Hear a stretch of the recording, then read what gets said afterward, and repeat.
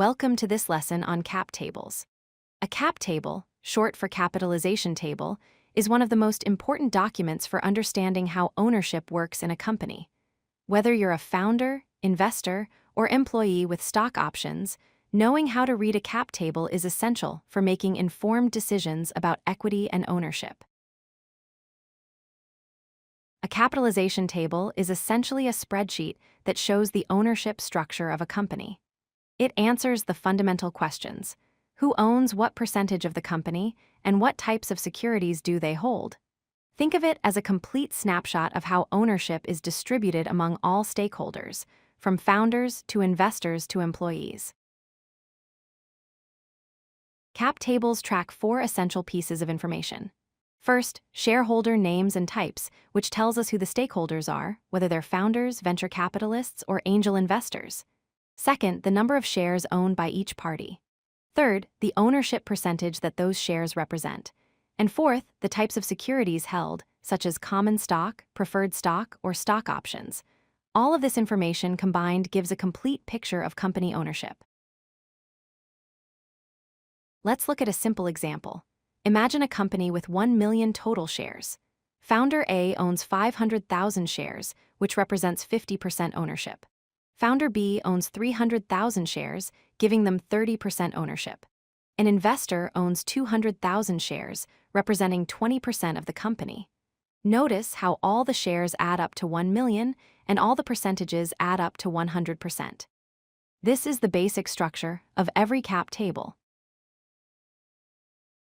Cap tables track different types of securities, each with its own characteristics. Common stock represents basic ownership shares, typically held by founders and employees. Preferred stock comes with special rights and preferences, usually held by investors. Stock options give employees the right to purchase shares at a set price in the future. And warrants are similar to options, but typically have longer terms. Understanding these different security types is crucial for reading a cap table correctly. An important concept in cap tables is the difference between current shares and fully diluted shares.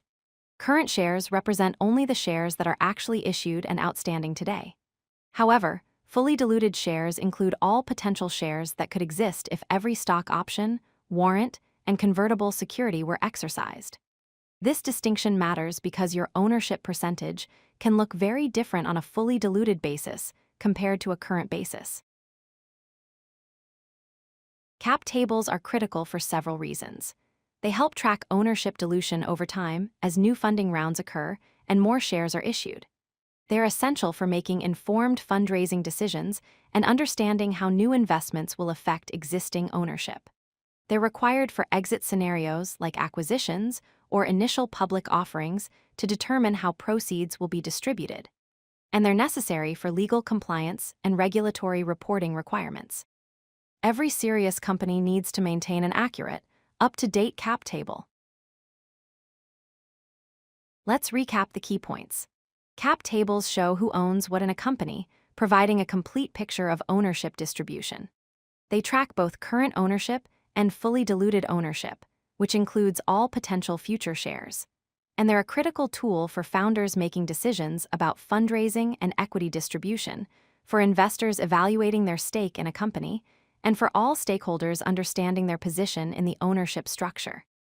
Mastering cap tables is fundamental to understanding startup finance. If you like this video, hit that like button and don't forget to subscribe.